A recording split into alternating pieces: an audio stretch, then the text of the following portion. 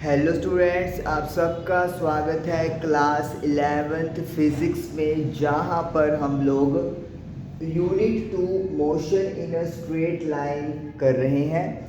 और हमने previous session में फ्री फॉल का एक एग्जाम्पल किया था। तो आज इस सेशन में जो पहला टॉपिक है वो अगेन हमारे पास एक एग्जाम्पल है आपकी एनसीईआरटी में, और वो एग्जाम्पल क्या है? Galileo's law of odd numbers. ये कौन सा लॉ है गैलीलियो का ऑड नंबर से रिलेटेड? चलिए स्टेटमेंट रीड करते हैं। Distance traverse during equal interval of time by a body falling from rest. अगर एक बॉडी ऊपर से नीचे आ रही है, ऊपर रेस्ट पे है और नीचे वो आ रही है, तो जो डिस्टेंस ट्रैवल किया जाएगा इक्वल इंटरवल ऑफ टाइम, जिसको हम लोग यहाँ पर टी लेट कर लेते हैं। जो टाइम इंटरवल्स लेंगे वो हम लोग टी लेट कर लेते हैं। Stand to one another in the same ratio. उनका जो इक्वल इंटरवल्स में डिस्टेंस ट्रैवल होगा उनका ratio as the odd number के इक्वल होगा, जो बिगिनिंग स्टार्ट होते हैं यूनिटी से, जैसे 1:3:5:7 सो ऑन। और ये हमें प्रूव करना है।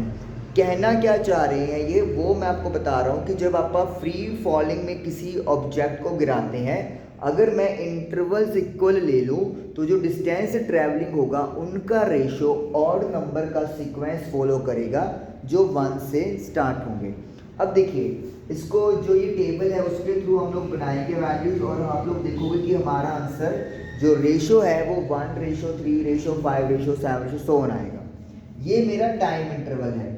स्टार्टिंग में टाइम लो 0 से। हम लोग कहाँ से कहानी शुरू कर रहे हैं? 0 से स्टार्ट कर रहे हैं। तो जो आपके पास डिस्टेंस का फॉर्मूला क्या होता है, अगर आपको याद हो, हम लोगों ने इक्वेशन बनाई थी सेकंड इक्वेशन के अकॉर्डिंगली, क्योंकि उसमें डिस्टेंस भी आ रहा है और टाइम भी आ रहा है।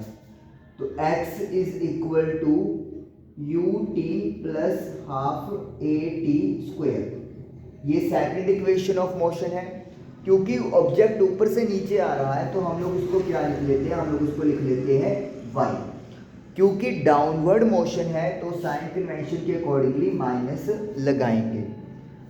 जब ऊपर से नीचे ऑब्जेक्ट आता है तो इनिशियल वेलोसिटी 0 लेनी होती है, तो 0 multiply by time half. Acceleration की वैल्यू g के इक्वल होगी, क्योंकि अपना जो एक्सेलरेशन है वो ग्रेविटी की वजह से प्रोड्यूस हो रहा है, और हम लोग माइनस लगाएंगे क्योंकि मोशन डाउनवर्ड है।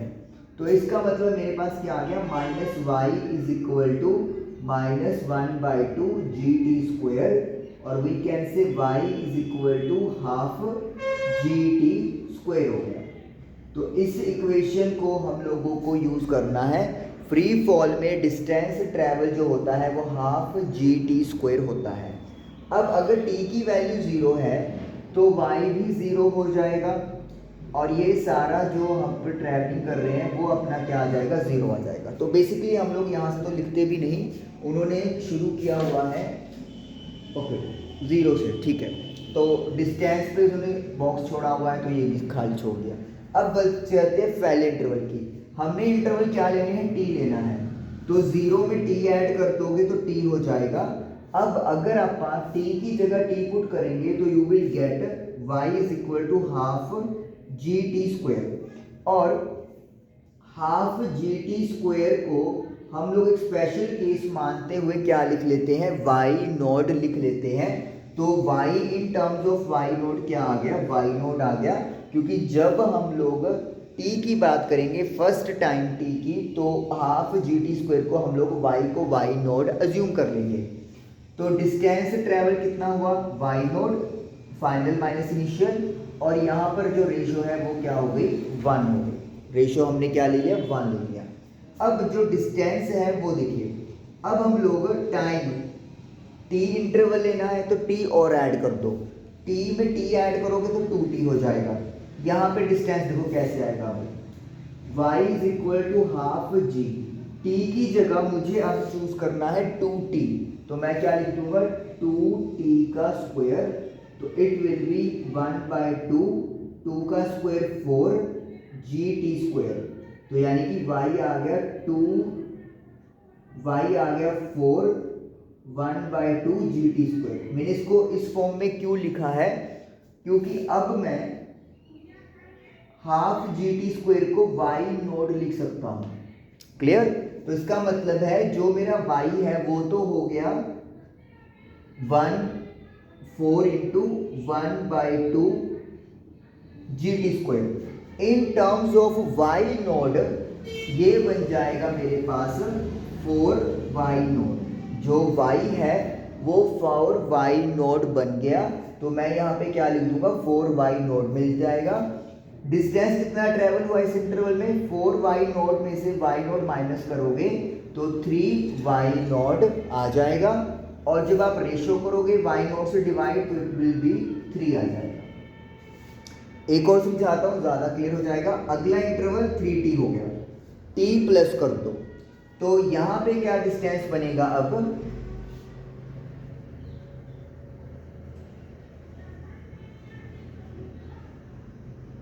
y is equal to 1/2 g। अब टाइम इंटरवल हमारा 3t है, तो हम लोग क्या करेंगे, t की जगह 3t कर देंगे। तो 3 का स्क्वायर 9 होता है, 1/2 GT² अलग कर दिया। तो इसका मतलब है मेरे पास जो डिस्टेंस है वो आ जाएगा 9 इंटू 1/2 GT²। अगर मुझे y नोट की टर्म्स में लिखना हो तो ये वाली value half GT² y note की इक्वल है। तो यानी कि y को मैं क्या लिख दूंगा, 9y नोट लिख दूंगा। अब distance transverse in successive interval, तो हमें क्या करना है, इसमें से प्रीवियस वाला माइनस कर देना है।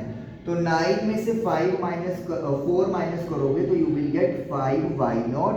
और जब आप रेशो करोगे यानी कि y नोट से डिवाइड करोगे तो यू विल गेट 5। तो अब आप क्लियरली देख सकते हो कि जैसे जैसे मेरा interval equal interval t increase होता जा रहा है, जो रेशो है वो ऑड नंबर्स की टर्म्स में आ रहे हैं, 1:3:5। इसी तरीके से 7:9:11 आ जाएगा। और यही हम लोगों ने प्रूव करना था, जो ये स्टेटमेंट दी हुई है। अब आपको जो बातें ध्यान में रखनी है वो क्या याद रखनी है, कि जो डिस्टेंस है उसे आप एक कॉमन फॉर्म में लेकर आओगे। जैसे कि जो स्टार्टिंग वाला डिस्टेंस होगा उसको मैंने y नोड लेट कर लिया, तो बाकी सारे डिस्टेंस भी y नोड की टर्म्स में कैलकुलेट करोगे। पहली बात ये हो गई। दूसरा, आपको इनको माइनस करना है, क्योंकि हमें क्या निकालना है कि जो इक्वल इंटरवल ऑफ टाइम में डिस्टेंस कवर कर रहे हैं। तो जैसे इस इंटरवल में कितना डिस्टेंस कवर किया, इसको आप माइनस करोगे। इस इंटरवल में कितना कवर किया, इसको आप माइनस करोगे।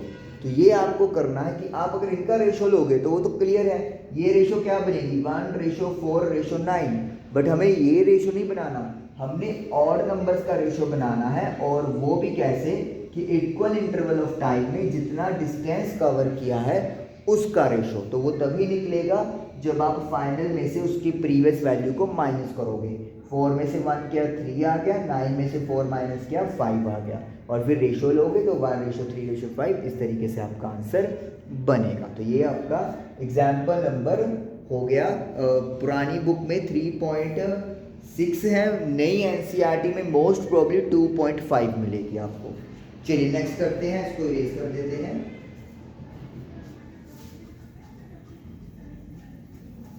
और एक और बात, जब स्टार्टिंग में y is equal to half GT² था तो हमने इसको क्या लेट कर लिया, y नोट कर लिया, ताकि कंपेयर हम लोग आसानी से कर सकें।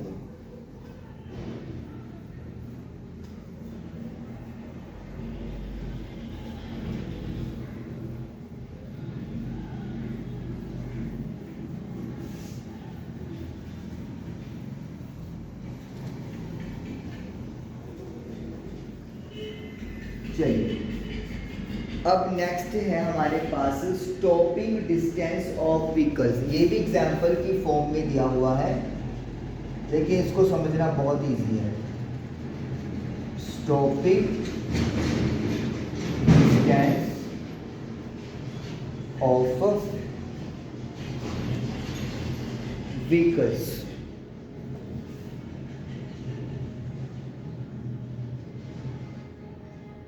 What is the meaning of this statement? हम लोग व्हीकल चला रहे हैं और हमने देखा कि हमारे रास्ते में कोई चीज़ आ गई है। लेट मी से कोई डॉगी है, वो सड़क रोड क्रॉस करना चाह रहा है, तो हम लोग क्या करेंगे, हम लोग ब्रेक अप्लाई कर देंगे। जैसे हम लोग ब्रेक अप्लाई करेंगे तो हमारा जो व्हीकल है वो रुकने से पहले, स्टॉप होने से पहले कुछ डिस्टेंस ट्रैवल करेगा।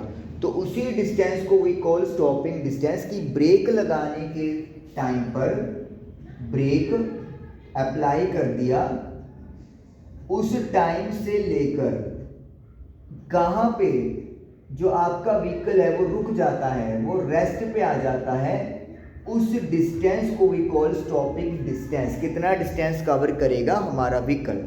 अब इसके लिए मुझे करना क्या है, मेरे पास एक इक्वेशन है, third equation of motion, v square minus u square is equal to 2ax। इसका हम लोग यूज करेंगे स्टॉपिंग डिस्टेंस को कैलकुलेट करने के लिए। देखिए आपका जो व्हीकल है वो सपोज कर लो u वेलोसिटी पर है, इनिशियल वेलोसिटी कितनी है उसकी, u है इनिशियल वेलोसिटी, आप u पे जा रहे हो, और जब आपने ब्रेक लगा लिया, ब्रेक लगाने के कुछ देर के बाद गाड़ी रुक जाएगी, तो यानी कि जो वेलोसिटी फाइनल है वो आपकी क्या होनी चाहिए, ज़ीरो होनी चाहिए।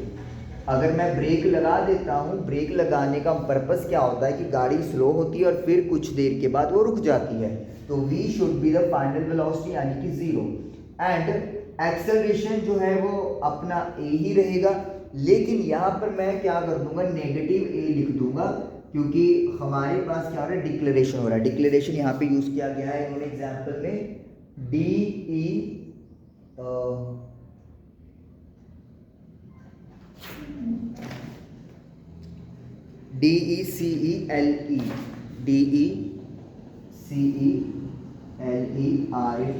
डिक्लेरेशन। इसका मतलब होता है माइनस का a, मतलब एक्सेलरेशन अगर नेगेटिव में हो जाए तो डिक्लेरेशन। वाई एक्सेलरेशन नेगेटिव, क्योंकि एक्सेलरेशन का फॉर्मूला होता है v minus you by T, और यहाँ पर हमारा u जो है वो v से बड़ा है, क्योंकि v तो ज़ीरो हो जाएगा, तो ज़ीरो माइनस समथिंग जो एक पॉजिटिव वैल्यू है तो नेगेटिव आता है, तो इसीलिए acceleration will be the negative. अब वैल्यूज पुट करते हैं, v जो है वो ज़ीरो है, तो ज़ीरो का स्क्वायर, u लेट किया है, a की जगह माइनस a कर दो क्योंकि डिक्लेरेशन है, और x आ गया, तो माइनस का u square is equal to 2ax negative, तो नेगेटिव से नेगेटिव कैंसिल हो जाएगा, तो जो डिस्टेंस कवर किया है वो u स्क्वायर अपॉन 2a हम लोगों ने कर लिया, मतलब हमारी गाड़ी ने कर लिया है, इतना डिस्टेंस कवर किया है ब्रेक लगाने के बाद रुकने से पहले। तो ये कहानी है जो आपको याद रखनी है। ओके, क्लियर हुआ। अगर जैसे इन्होंने बुक में क्या किया हुआ है, यहाँ पे इसको पॉजिटिव लेकर तो एंड में रिजल्ट नेगेटिव आ जाएगा, वो तो जब आप वैल्यू पुट करोगे तो ऑटोमेटिकली नेगेटिव आएगी, तो इसीलिए आप चाहे इधर ही नेगेटिव शो कर दो या फिर आप रिजल्ट में इधर नेगेटिव ले आओ और बाद में वो क्या हो जाएगा, ऑटोमेटिकली पॉजिटिव बन जाएगा। ठीक है, तो ये कहानी है जो आप लोगों को याद रखनी है। ओके, चलिए, तो फिर ये तो हो गया हमारे पास एग्जाम्पल। नेक्स्ट क्वेश्चन है मेरे पास एग्जाम्पल, ये नेक्स्ट भी रिएक्शन टाइम। तो this is the last topic as per NCERT, तो एनसीईआरटी के अकॉर्डिंगली ये लास्ट टॉपिक है इस चैप्टर का, और ये चैप्टर हमारा आज फिनिश हो जाएगा।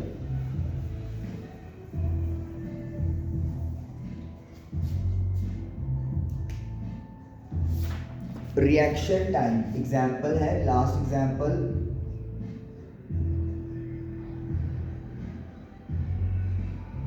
रिएक्शन टाइम क्या चीज़ है। रिएक्शन टाइम में जब हम लोग किसी चीज़ को ऑब्जर्व करते हैं, फिर उसके बारे में सोचते हैं और उस पर फिर एक्ट करते हैं, इस टाइम को, टोटल टाइम को वी कॉल रिएक्शन टाइम।